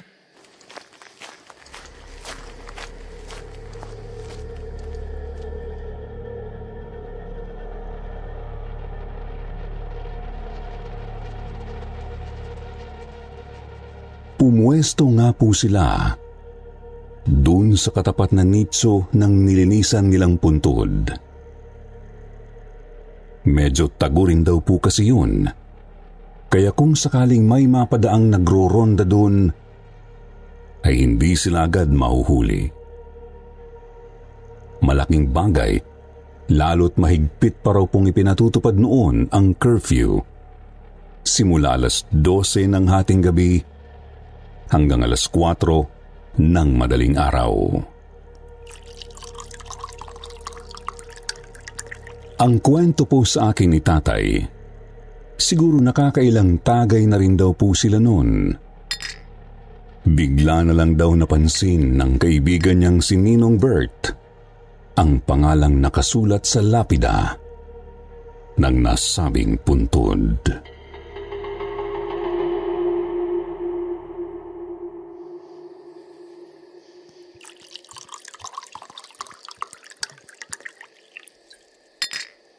O paring Bert, ba't para kayatang matatay dyan bigla? O, tagay mo na. Huwag mong sabihin, nakakita ka ng multo. Para kasing nakikilala ko tong pangalan nakasulat dito sa lapid eh. Saan ko nga ba narinig to? Ito yata yung puntod ng babaeng baliw na ginahasa ng mga manginginom. Tapos pinatay nila. Pinaghampas daw ng bote sa ulo at mukha. Oo, tama. Si Leonora. Kunento sa akin to ni tatay. We, aba murder victim pala yung may-ari ng puntod na to, no? Parang medyo nakakakilabot kung iisipin, ha? Nakakakilabot tapos natatawa ka pa dyan. Saka pulutin mo naman yung balatang nilagang mani. Inakaharat mo pa dito eh. Ito naman yung sako oh. Dito mo itapon. Hindi naman ako katulog mong masyadong matatakotin. Parang yun lang eh. Saka hindi naman magre-reklamo yan kung magkakalat tayo rito. Patay na yan, ano pang magagawa niyan sa atin? Ito talaga. Oh, anong tinitingnan mo dyan? Wala naman kung sino dyan ah. Makapanakot ka naman. Wagas. Alam mo pre, bahala ka na nga. Uwi na ako. Multuhin ka sana ni Leonora. Sus, ikaw ang mag-ingat. Baka ikaw ang sundan ni Leonora.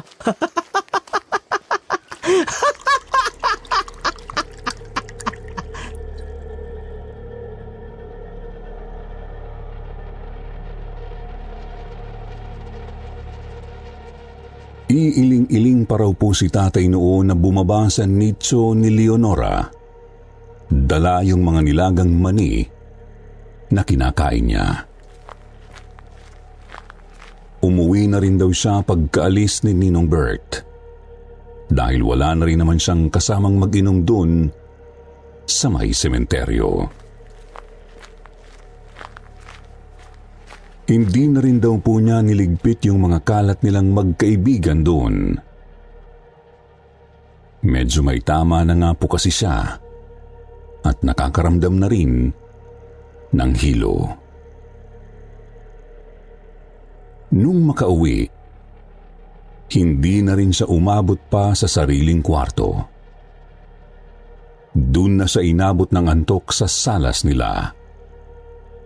Hanggang sa tuluyan na nga po siyang nakatulog.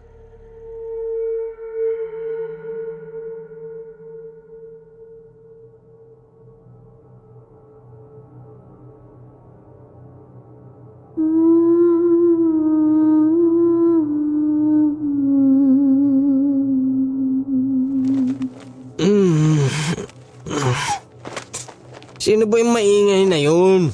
Natutulog yung tao eh.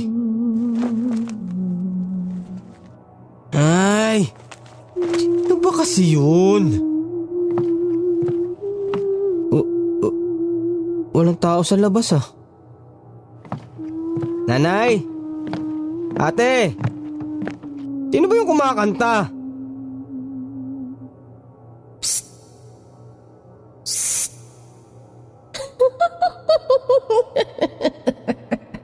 Langya. May nananakot pa yata sa akin ah. Hoy, kung sino ka man, magpakita ka na. Hindi ubra sa akin yung pananakot mo. Hindi naman ako duwag, no?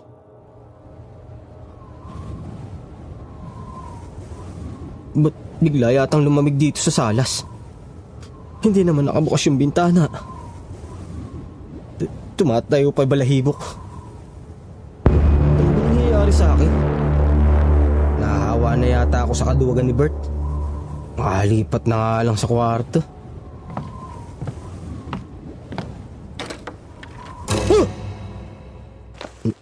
Nay, kayo ba yan? Langya naman. Bakit naman nandiyan kayo nakatayo sa dilim? Nakakagulat kayo eh. Nanay. Hoy, Nay. Bakit hindi kayo nagsasalita dyan? May galaw-galaw ho. Baka ma-stroke.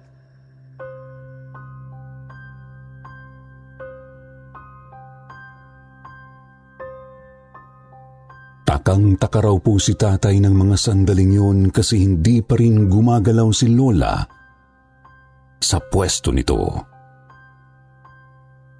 Nakatayo lang talaga ito sa dilim. Tapos medyo natatabunan pa ng buhok yung mukha. Ang naisip nga raw po ni tatay nung una ay baka sinusubukan lang siyang takutin ni Lola noon. Mag-uundas na po kasi at uso naman sa lugar nila ang takutan. Pero nang makailang minuto ng ganun ang pwesto nito, dun na medyo na alarma si tatay.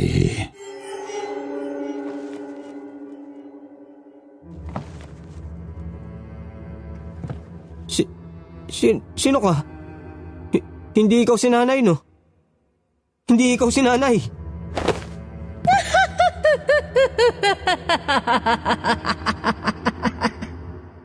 Mamamatay kang dasinggero ka.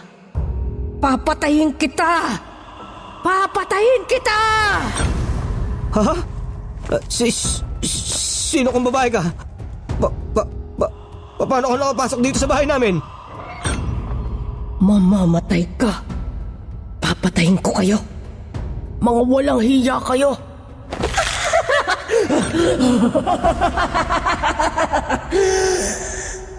Mamamatay ka! Anong ginagawa mo? Huwag ka lalapit! Diyan ka lang! Binabalaan kita! Huwag ka lalapit! Kundi sasaktan kita! Talagang nagtayuan daw po noon ang mga balahibo ni tatay sa katawan habang nakikita niyang humahakbang papalapit yung babaeng kanina lang ay nakatayo sa dilim. Atras daw noon ng atras si tatay at talagang unti-unti na siyang nilulukob noon ng takot. Pero ang mas nagpangatog daw talaga nun sa tuhod niya ay nang sa wakas po ay huminto yung babae sa tapat ng bintana. Doon ay tumatagos ang liwanag ng buwan. Kitang-kita raw po kasi ni tatay ang wasak nitong mukha na animoy pinaghahampas ng kung ano. Puno rin ng dugo maging ang bandang likod ng ulo nito. Kita rin daw ni tatay ang masamang titig ng babae sa kanya, yung tipo ng tingin na parang isinusumpa ka na, yung tingin na punong-puno ng galit. Doon na raw nanigas sa kinatatayuan niya si tatay. Bigla raw siyang naistatwa at halos maihina sa shorts niya nang biglang iniangat ng babae ang dalawang braso at sa isang iglap ay nakarating na ito sa mismong harapan ni tatay. Ilang pulgada na lang daw ang layo ng mga mukha nila nang maramdaman ni tatay na may malalamig na kamay na humawak sa leeg niya na maya-maya pa ay unti-unting humigpit ang pagkakahawak ng babae sa leeg ni tatay. Sinasakal siya. Mamamatay ka!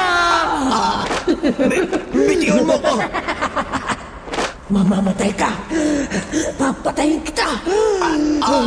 Papatayin kita! Bitiwan mo ako! Sino ka ba? May atraso ba ako sa'yo? Oh, sino ka?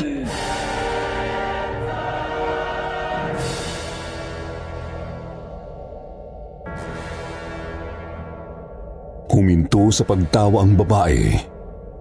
Biglang ngumiti ito kay tatay. Pagkatapos po ay unti-unti raw nitong inilapit yung mukha nito sa mukha ni tatay hanggang sa itinapat nito ang sariling bibig sa tenga ni tatay bago ito bumulong. Leonora. Ako si Leonora.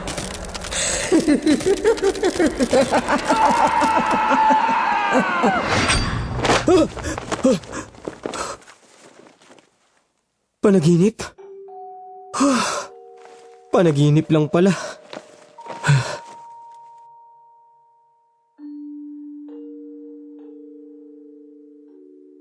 Naalimpungatan daw si tatay noon na habol-habol ang hininga niya. Tagaktak din daw ang sobrang pawis sa katawan kahit na bago pa lang namang sumisikat noon ang araw. Akala niya talaga, binabangungot lang siya kaya't tumayo raw po noon si tatay mula sa pagkakahiga sa sofa. Pupunta sana sa kusina at iinom ng tubig. Pero nanlaki ang kanyang mga mata nang mapalingon sa malaking salamin nilang nakasabit sa pader papuntang kusina. Agad niyang nakita yung mga bakat at pasa sa leeg niya na nangingitim na. Hugis mga daliri. Bakas ng pagkakasakal sa kanya ng babaeng baliw. Dahil daw po doon, Sir Jupiter, dali-daling bumalik si tatay sa sementeryo kung saan sila nag-inuman ni Ninong Bert. Pinagpupulot niya yung mga kinalat niya dong balat ng nilagang mani, tsitsaron, saka yung mga bote ng alak na nagkalat doon sa puntod ni Leonora.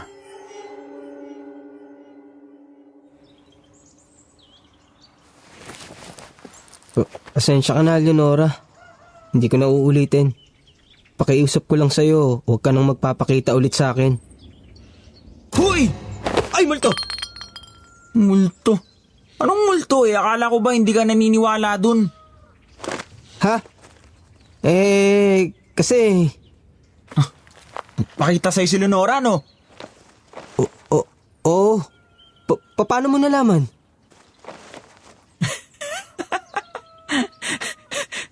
Ang totoo kasi, nakita ko siya nakatitig sa'yo ng masama kagabi. Kaya nga iniwan kita eh. Nakakita ka ng multo?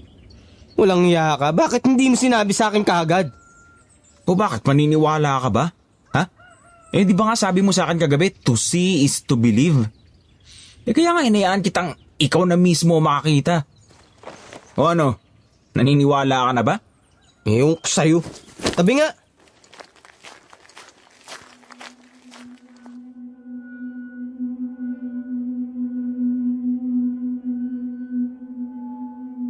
Nahihiya lang daw po talagang umamin si tatay noon kay Ninong Bert. Pero ang totoo, talagang binalot na siya ng takot noong sandaling yun. Simula nga rin po nang mangyari yun ay hindi na ulit nagawang tumambay ni tatay sa sementeryo. Lalo pa at natatanaw pa rin niya si Leonora sa may nitsu nito. Kahit nga ang pagbibisyo, kinalimutan niya na at naghanap na siya noon ng trabaho kung saan niya nakilala ang nanay ko. Nung ikinwento nga po sa akin ni tatay ito, hindi ko alam kung matatawa o matatakot ako. Pero at least, di ba, natuto siya ng leksyon.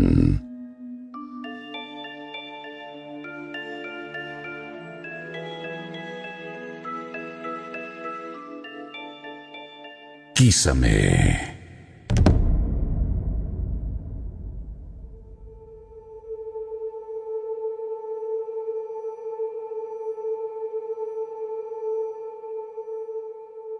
Blessed evening everyone, especially po sa mga taong bumubuo sa team ng Kwentong Takipsilim.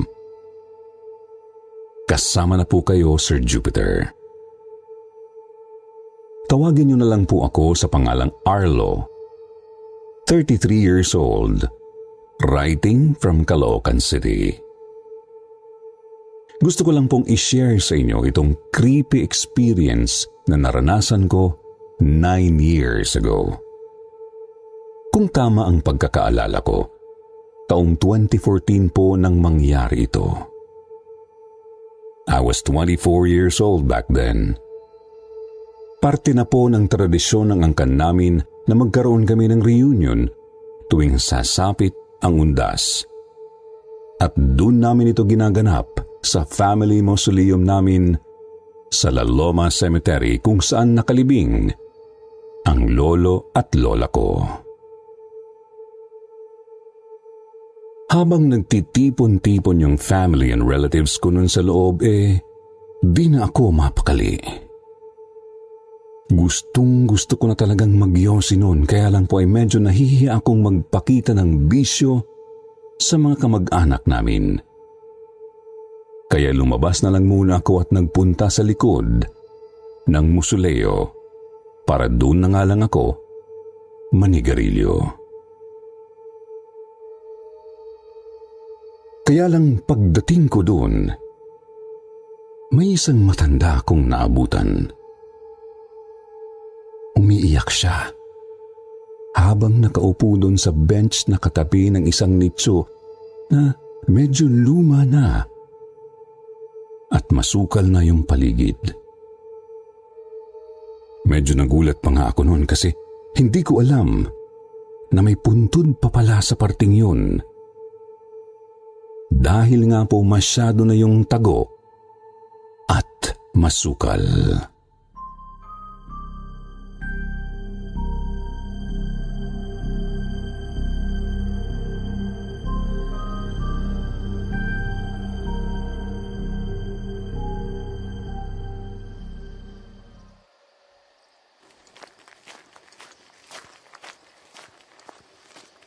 Lola, ayos lang po kayo?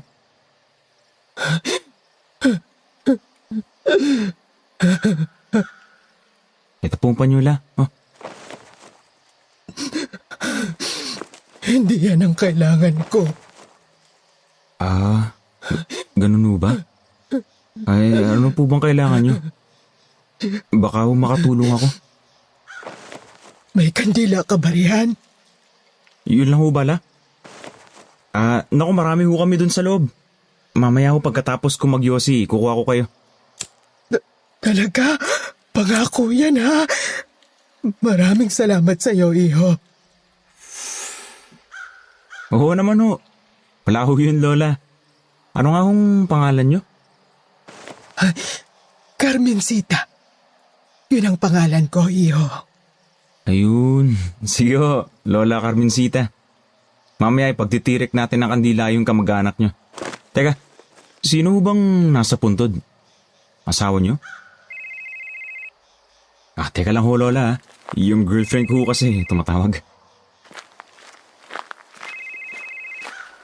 Hello, babe?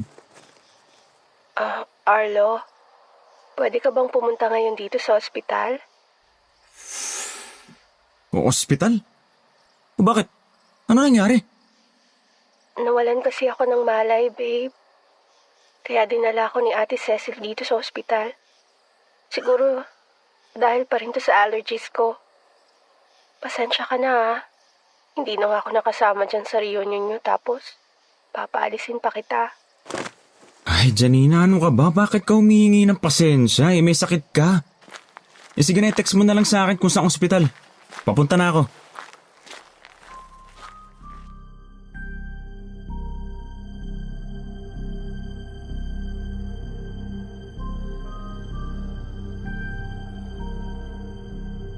Nag-alala talaga ako noon sa girlfriend ko, Sir Jupiter, dahil yun na po yata ang pangalawang beses na nawalan siya ng malay sa week na yun. Dahil doon nawala talaga sa isip ko na may kausap pala akong matanda. At basta na lang akong tumakbo papunta doon sa sasakyan ko. Kahit nga kina mami noon, hindi na rin ako nakapagpaalam. Kaya tinext ko na lang sila nang makarating na ako sa ospital. That day I found out na magiging tatay na ako. Buntis pala si Janina noon, kaya parang nanghihina, nahihilo at nagsusuka siya for the past few days. Hindi po namin in-expect ang balitang yon, pero masaya kami. Lalo na ako na magkaka-baby na kami. Kaya talagang na-occupy na ng news na yon ang isip ko, ni hindi ko na nagawang bumalik sa sementeryo dahil maghapon na lang po akong nagstay noon sa tabi ni Janina. I completely forgot about Lola Carmencita. Pero hindi ho yun nagtagal.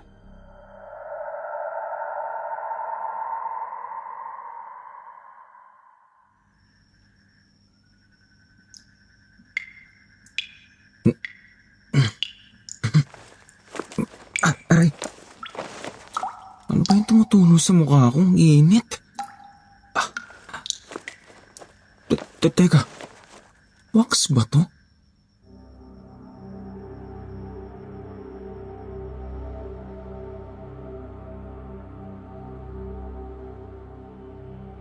November 2, 2014. All Souls Day. Kauuwi ko lang noon galing sa paghahatid kay Janina from hospital pauwi sa bahay nila nang makaidlip agad ako pagkahiga ko pa lang sa kama.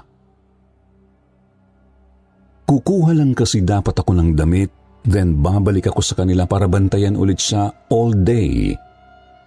Kaya lang, nakatulog nga ako. Nung naalimpungatan na ako at nakumpirma kong wax nga yung mainit na tumulo sa mukha ko, kaya napatingala ako.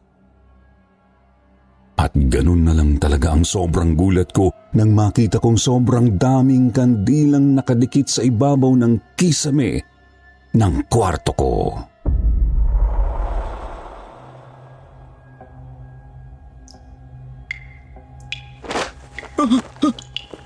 Ano to? Sino naglagay ng mga to sa kisame?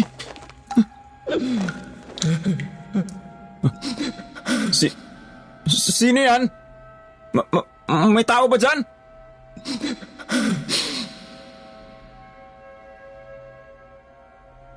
Pagbukas ko pa lang ng pintuan noon, Sir Jupiter, talagang naggulat na lang ako kasi sobrang lamig agad ng hanging sumalubong sa akin sa salas.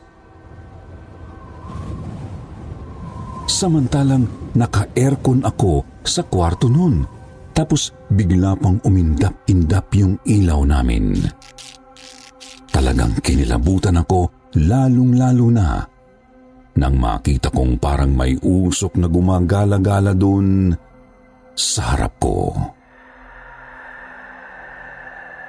Doon pa lang, Sir Jupiter, alam kong minumulto ako. Ang hindi ko lang sure ay kung bakit at sino ang nagmumulto sa akin. Basta ang alam ko lang noon, pamilyar yung tunog ng pag-iyak na naririnig kong umi-echo sa bahay namin. Hanggang sa maya-maya, bumaba na rin sina Mama at Papa, pati yung dalawang kapatid ko mula sa taas.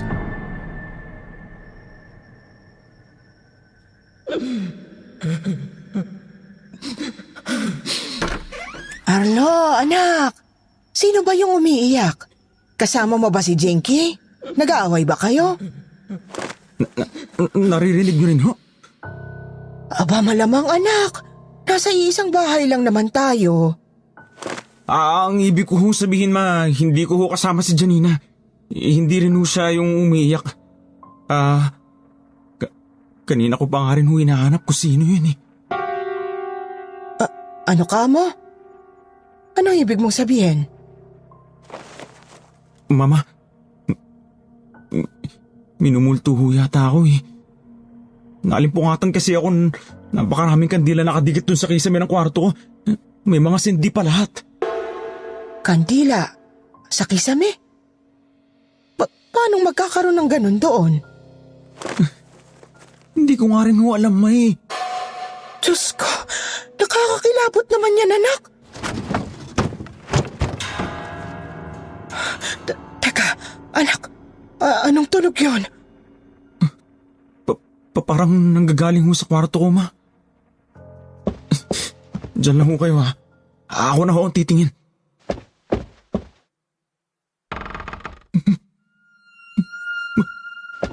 May matanda. May matanda nakabigti sa kwarto ko.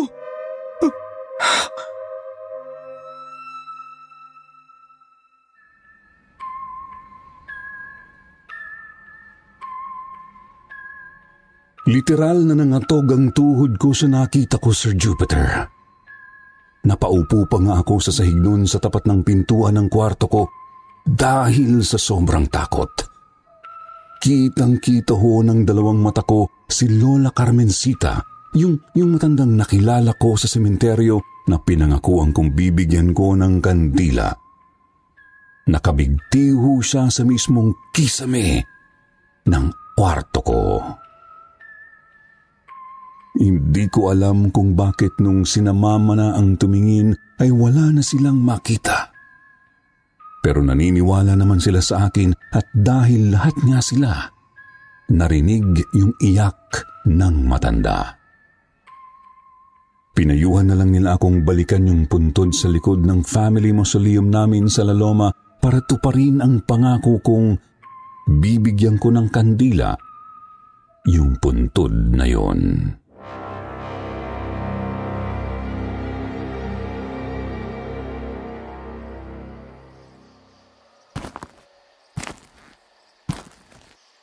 Carmencita del Rosario. Palang totoo yung pangalan, Lola. Pasensya na ho kayo kung nakaligtaan ko pa rin yung pangako kong pagtitirik ko kayo ng kandila. Sorry ho.